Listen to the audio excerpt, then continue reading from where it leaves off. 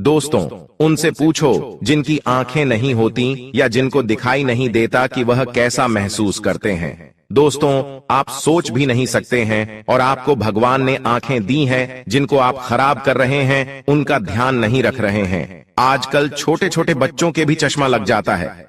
दोस्तों, इस संसार का सुंदर नजारा हम अपनी आंखों से ही देख सकते हैं। अगर हमारी आंखों की रोशनी हमसे छिन जाएगी तो हम कुछ भी नहीं देख पाएंगे। यह दुनिया हमारे लिए बेरंग हो जाएगी। इसीलिए दोस्तों, अगर किसी की आंखों की रोशनी कम होने लगी है या जिसको बचपन में ही चश्मा लग गया है, इस कहानी को ध्यान से सुने और अपने परिवारजनों को भी इसके बारे में बताएं।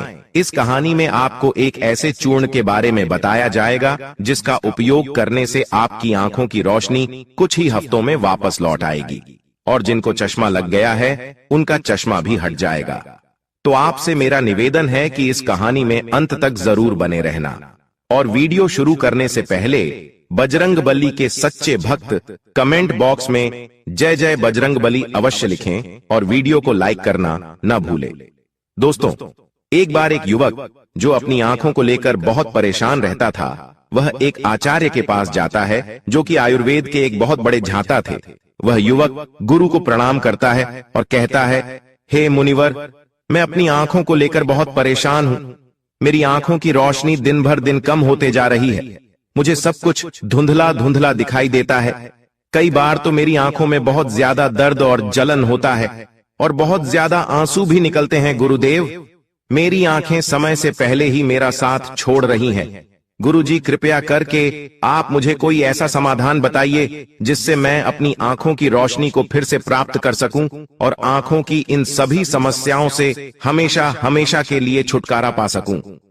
तब दोस्तों, गुरु ने उस युवक की सभी समस्याओं को ध्यान से सुना और फिर कहा कि बेटा, हमारे आयुर्वेद में आंखों से संबंधित एक पूरा उपनिषद लिखा गया है और उस उपनिषद को चक्षु उपनिषद कहा जाता है। इसके अलावा हमारे महर्षि वाग्भट ने आंखों के इलाज से संबंधित कहीं उपाय बताए हैं, कहीं नियम बताए हैं, जिसमें कुछ प्रमुख नियमों के बारे में आज मैं तुम्हें बताता हूं।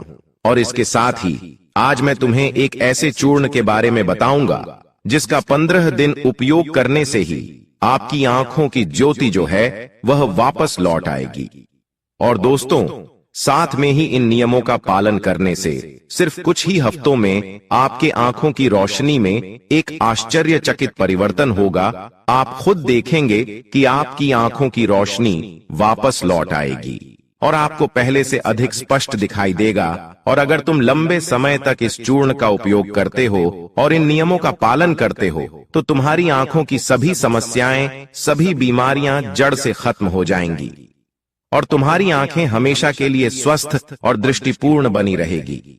फिर गुरु उस युवक से कहते हैं कि भक्त सबसे पहले इन नियमों के बारे में जानते हैं और इसके बाद मैं तुम्हें उस चूर्ण के बारे में, उस चूर्ण की विधि के बारे में बताऊंगा और यह भी बताऊंगा कि तुम्हें उसे किस तरह से प्रयोग करना है। इसके बाद वह गुरु उस युवक से कहते हैं कि भक्त, आप तो मैं नियमों को ध्यान से सुनो। आंखों के उपचार के लिए आयुर्वेद का पहला नियम है कि सुबह उठते ही बिना कुल्ला किए अपने मुंह की लार को आंखों पर लगाना है।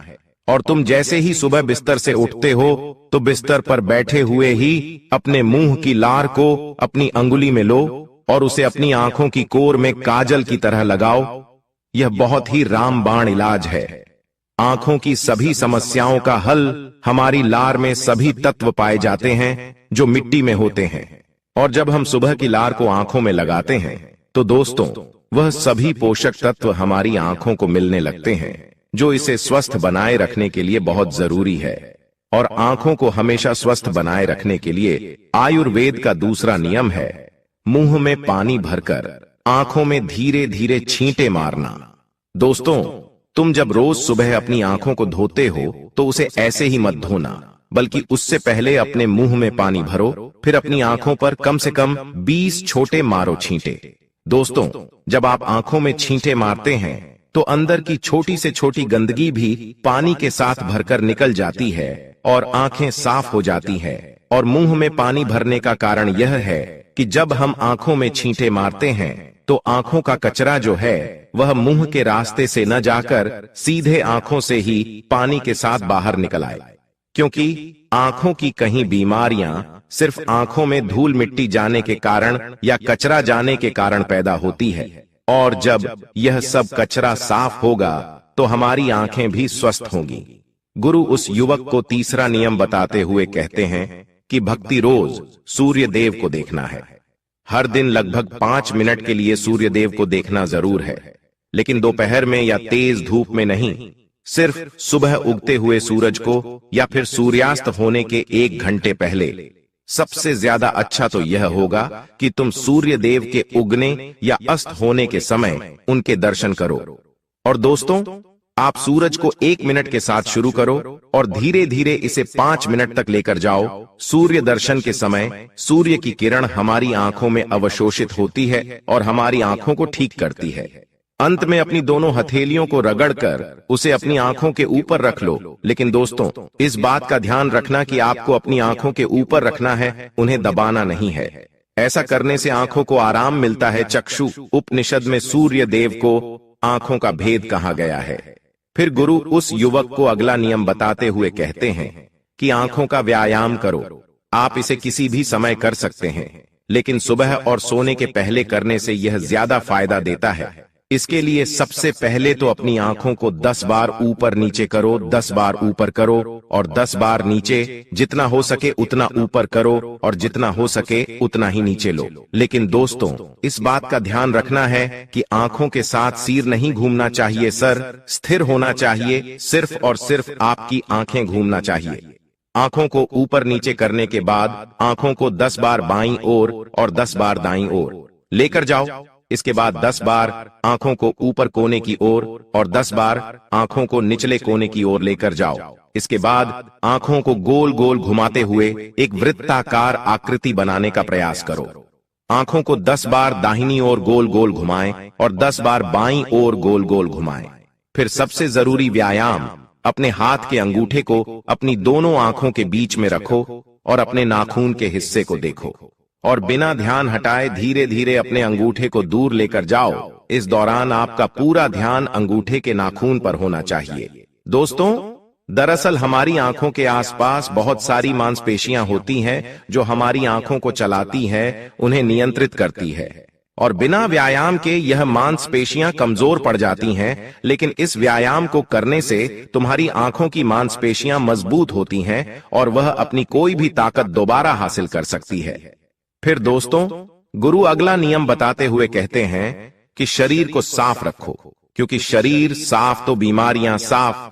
आयुर्वेद के नियम के अनुसार यदि हमारा शरीर भीतर से साफ है तो हमें कोई बीमारी नहीं सकती है। अगर हमारी आंतें साफ हैं और उनमें कोई भी पुराना भोजन जमा नहीं हुआ है तो हमारा पेट सुबह एक बार में ही साफ हो जाता है। हमें कब्ज की समस्या कभी नहीं होती है, तो हमारा हर एक अंग स्वस्थ रहेगा और हमारी आंखें भी स्वस्थ रहेंगी। अपने शरीर को अंदर से स्वस्थ रखने के लिए तुम्हें 16 घंटे का उपवास या फिर एक दिन 24 घंटे का उपवास करना चाहिए, महीने में 1 बार। फिर दोस्तों, गुरु से आगे बताते हुए कहते हैं कि त्रिफला एक बहुत ही प्रसिद्ध आयुर्वेदिक औषधि है। महान आर्षि वाग्भट में त्रिफला को इंसानी शरीर के लिए अमृत तुल्य बताया है। त्रिफला जैसे ही उसका नाम है, यह 3 फलों से मिलकर बना है। पहला है आंवला, दूसरा है बहेड़ा और तीसरा है हरड़। त्रिफला को बनाते समय इन तीनों की मात्रा का ध्यान रखना बहुत आवश्यक है। त्रिफला बनाने के लिए आंवला, बहेड़ा और हरड़ का अनुपात 1:2 और 3 होना चाहिए। यानी कि दोस्तों, आंवला 3 गुना, बहेड़ा 2 गुना और हरड़ 1 गुना होना चाहिए। और इन तीनों को सुखाकर इनके बीज निकालकर इसे अच्छे से पीसकर मिला लीजिए। इस तरह से त्रिफला का चूर्ण तैयार हो जाता है। फिर इसे किसी मिट्टी के बर्तन में रख दीजिए। और दोस्तों, 1 चम्मच त्रिफला चूर्ण को 2 गिलास पानी में रात में भिगोकर रख दें और सुबह उसे छानकर अपनी आंखों को धो लीजिए। ऐसा करने से बहुत ही तेजी से आंखों की सभी समस्याओं में आराम मिलता है। और दोस्तों, इससे आंखों की रोशनी बहुत ही तेजी से बढ़ती है। त्रिफला न सिर्फ आपकी आंखों के लिए बल्कि हमारे शरीर के लिए भी बहुत फायदेमंद होता है, क्योंकि यह वात, पित्त और कफ तीनों दोषों को नियंत्रित करता है। और दोस्तों, शरीर को साफ करने के लिए त्रिफला को 2 तरीके से लिया जा सकता है, एक रात को और दूसरा सुबह। अगर आप त्रिफला सुबह लेते हैं तो गुड़ या शहद के साथ लो, और यदि आप त्रिफला को रात में लेते हैं तो दूध के साथ या फिर गर्म पानी के साथ सेवन कर सकते हैं। दोस्तों, रात में दूध या गर्म पानी के साथ जो त्रिफला खाया जाता है वह हमारे शरीर को साफ करने का काम करता है, गंदगी बाहर निकालता है। और सुबह जो शहद के साथ त्रिफला खाया जाता है यह पोषक तत्व का काम करता है, यानी कि दोस्तों पोषक तत्व प्रदान करता है। इसीलिए जो व्यक्ति स्वस्थ है, जिन्हें कब्ज या पेट से जुड़ी हुई कोई भी दिक्कत नहीं है, वह त्रिफला को दिन में खाए, और जिन्हें पेट की सफाई करनी है, कब्ज की समस्या रहती है, वह इसका सेवन रात को करें। फिर दोस्तों, गुरु उस युवक को अगला नियम बताते हुए कहते हैं कि बेटा, यह नियम बहुत ही लाभकारी है। इससे तुम्हारी आंखें और मन दोनों ही तेज बनते हैं।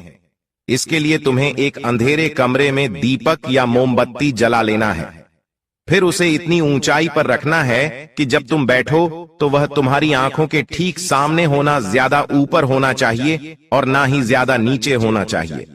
दोस्तों, इसके बाद आपको अपने पीठ को सीधा करके आरामदायक स्थिति में बैठ जाना है और अपनी दृष्टि को उस दीपक या मोमबत्ती की ज्वाला पर यानी ज्योति पर केंद्रित करना है, और आपको लगातार उस ज्योति को देखना है। इस बीच यदि आप पलक झपकाना चाहते हो तो आप झपका सकते हो, लेकिन कोशिश करो कि जितनी देर तुम बिना पलक झपकाए रह सकते हो तो बिना पलक झपकाए रहे। आप थोड़ी देर में देखोगे कि तुम्हारी आंखों से आंसू बहने लगे होंगे, लेकिन चिंता करने की कोई जरूरत नहीं है, क्योंकि यह क्रिया हमारे आंसुओं के द्वारा हमारी आंखों की सफाई कर रही है। इस प्रक्रिया के बीच आप आंखों के आंसू को रोकने का प्रयास न करें, बस इन्हें बहने दें। इस दौरान अपने हाथों से अपनी आंखों को भी स्पर्श नहीं करना है। जब दोस्तों यह प्रक्रिया पूरी हो जाए तब अपनी दोनों हथेलियों को रगड़कर धीरे धीरे अपनी आंखों के पास लेकर जाओ और आंखों को ढक लो। यह प्रक्रिया रोज रात को सोने से पहले कुछ मिनट के लिए करो। दोस्तों, आप स्वयं देखोगे कि तुम्हारी आंखों की रोशनी दिन प्रतिदिन बढ़ती जा रही है। इस प्रक्रिया को करने से आपकी आंखों की रोशनी के साथ साथ आपकी एकाग्रता भी बढ़ती है। फिर गुरु उस युवक को अगला नियम बताते हुए कहते हैं कि किसी भी ठंडी सब्जी जैसे खीरा, लौकी और आलू के छोटे छोटे टुकड़ों को कुछ मिनट तक अपनी आंखों के ऊपर रखो। जब हम खीरे या लौकी को इस तरह से छोटे छोटे टुकड़ों में काटकर आंखों के ऊपर रखते हैं तो हमारी आंखों के आसपास का क्षेत्र है वह ठंडा हो जाता है और बाकी का क्षेत्र गर्म रहता है, जिससे आंख और सर के बीच का जो तापमान है उसमें अंतर आ जाता है और ज्यादा से ज्यादा रक्त आंखों की तरफ आने का प्रयास करता है। फिर जिस जगह पर रक्त का प्रवाह ज्यादा होता है उस जगह का इलाज खुद ब खुद शुरू हो जाता है। इस प्रक्रिया को आपको हर दिन 10 से 12 मिनट तक जरूर करना है। इससे आपकी आंखों की रोशनी बढ़ेगी और आप ताजगी महसूस करेंगे। फिर गुरु उस युवक को अगला नियम बताते हुए कहते हैं कि बेटा, तुम्हें रोज ऐसा काम करना है जिसमें ज्यादा रक्त का प्रवाह हो, जैसे शीर्षासन, भस्त्रिका आसन। ऐसे आसन को करने से रक्त की ज्यादा मात्रा आंखों की तरफ जाती है और आंखें स्वस्थ बनी रहती हैं। फिर गुरु उस युवक को कहते हैं कि बेटा, तुमने नियमों के बारे में तो जान लिया, अब गुरु कहते हैं कि मैं तुम्हें उस चूर्ण के बारे में बताता हूं जिसका का उपयोग तुम्हें करना है, और उसका उपयोग करने से कभी भी तुम्हारे आंखों की ज्योति खराब नहीं होगी, और अगर जिनको चश्मा लग चुका है उनका चश्मा भी कुछ हफ्तों में उतर जाएगा। दोस्तों, इस चूर्ण को बनाने के लिए आपको 4 चीजों का प्रयोग करना है, जिसमें पहली चीज है सौंफ, दूसरी चीज है बादाम, तीसरी चीज है धागे वाली मिश्री और चौथी चीज है काली मिर्च। हमें सबसे पहले तवे पर सौंफ को थोड़ा से एक लेना है। सौंफ को नेत्र ज्योति के रूप में अव्वल माना जाता है। इसकी तासीर ठंडी होती है। इसके साथ ही यह खाने को पचाने में बहुत ज्यादा मदद करती है। हमारे शरीर के मोटापे को भी कम करती है। सौंफ में potassium, magnesium, zinc, iron, copper जैसे मिनरल्स भरपूर मात्रा में होते हैं। आपको सौंफ को तब तक सेकना है जब तक उसमें खुशबू ना जाए। जब खुशबू आने लगे तब आप उसे नीचे उतार लीजिए। फिर आपको बादाम को हल्का हल्का सीखना है। बादाम में विटामिन प्रचुर मात्रा में हो आता है जो हमारे दिमाग को तंदुरुस्त रखता है। इसमें प्रोटीन एवं फाइबर काफी अच्छी मात्रा में पाए जाते हैं, जिसकी वजह से हमारा पेट भरा भरा रहता है और यह हमारे मोटापे को भी कम करती है। इसके बाद आपको बादाम और सौंफ को अच्छी तरीके से पीस लेना है। इसका बारीक चूर्ण बना लेना है और इसके बाद आपको धागे वाली मिश्री ऐसे धागा निकाल देना है और उसे कूटकर उसका बारीक चूर्ण बना लेना है। फिर आपको 10 से 15 काली मिर्च लेनी है। काली मिर्च में एंटी इन्फ्लेमेटरी तत्व पाए जाते हैं जो आंखों के लिए बहुत लाभदायक होते हैं। इसके साथ ही काली मिर्च जीवाणु रोधक और इम्यूनिटी बढ़ाने में सहायक होती है, जिससे आंखों की रोशनी मजबूत बनती है। काली मिर्च में विटामिन ए और विटामिन ई पाए जाते हैं जो आंखों के लिए बहुत लाभदायक है। काली मिर्च को भी आपको अच्छी तरीके से कूट लेना है, उसका भी बारीक चूर्ण बना लेना है। फिर आपको इन चारों चीजों को एक साथ मिक्स कर लेना है। फिर आपको इस चूर्ण को 1 चम्मच गुनगुने पानी में या फिर 1 गिलास दूध में सुबह सुबह खाली पेट लेना है। इसको लेने से आपकी आंखें बिल्कुल स्वस्थ रहेगी और साथ ही साथ आपका पेट भी बिल्कुल साफ होगा। आप अच्छी तरह से फ्रेश हो पाएंगे। इससे आपको अच्छी नींद आएगी और आपकी आंखों की रोशनी और दिमाग तेज होगा। और ये चारों चीजें जो है वह आपको अपने घर में ही उपलब्ध हो जाएंगे। फिर गुरु उस युवक से कहते हैं कि बेटा, आज के समय में आंखों को स्वस्थ रखने के लिए जो सबसे ज्यादा जरूरी है वह है अपनी स्क्रीन टाइम को कम करना। आजकल लोग सुबह उठते ही सबसे पहले अपने फोन के मैसेज को देखते हैं और फिर पूरे दिन यहाँ तक कि देर रात तक मोबाइल या लैपटॉप को यूज करते हैं। और लैपटॉप, फोन, टीवी से निकलने वाली लाइट हमारी आंखों के लिए बहुत नुकसानदायक होती है। इसीलिए आप एक ऐसा रूटीन बनाएं जिसमें आप रात में 8 या 9 बजे के बाद किसी भी तरह की स्क्रीन को नहीं देखेंगे। ऐसा करने से आपकी आंखों को तो आराम मिलेगा ही, साथ ही साथ आपकी नींद जो है वह गहरी हो पाएगी और अगले दिन आप तरोताजा महसूस करेंगे। और अगर आपका काम देर रात तक लैपटॉप पर है तो आप हर कुछ देर में ब्रेक लो, आंखों को बंद करो और उन्हें आराम दो। इसके अलावा आप अपने खाने में विटामिन ए और विटामिन सी को शामिल करें, जैसे गाजर, संतरा, चारकोल इत्यादि। यह सब आपकी आंखों को स्वस्थ रखने के लिए अहम भूमिका निभाते हैं। इसके अलावा आपके शरीर में खराब कोलेस्ट्रॉल इकट्ठा हो गया है, शरीर में सुन्नपन सा रहता है, नमूने सा रहता है, अकड़न रहती है, ब्लॉकेज या फिर कमजोरी की समस्या है, कभी कभी बहुत घबराहट होती है, बेचैनी सी रहती है। वैसे में आपको रोज रात को सोते समय 1 से 1.5 चम्मच कद्दू के बीजों को पानी में भिगोकर रख देना है और सुबह इसका सेवन करना है। ऐसा करने से शरीर से बुरा कोलेस्ट्रॉल घटने लग जाएगा और गुड कोलेस्ट्रॉल आने लगेगा। इसके अलावा आपके घर में कोई ऐसा इंसान है जिनको हाई बीपी की समस्या है, हाई बीपी की दवाइयां खानी पड़ती है, तो सबसे पहले यह समझे कि हाई बीपी होता क्यों है। हमारे शरीर के अंदर जो खून होता है वह अच्छे से पंपिंग नहीं हो पाता, खून अच्छे से फ्लो नहीं करता, क्यों नहीं सही ढंग से बहता, खून गाढ़ा हो जाता है, गंदा हो जाता है, जिस कारण से जो है वह अकड़ जाता है, सख्त हो जाता है और गंदा खून रुकने लग जाता है।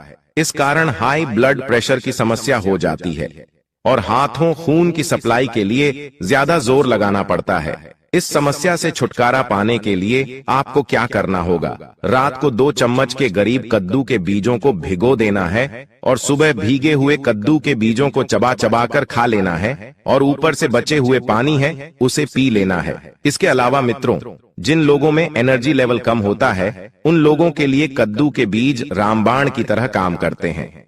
जी हाँ, जिन लोगों के शरीर में आलस, थकान रहते हैं, शरीर में खून की कमी हो गई है, आयरन और हीमोग्लोबिन की कमी हो गई है, तो उन लोगों को रोजाना कद्दू के बीजों का सेवन करना चाहिए।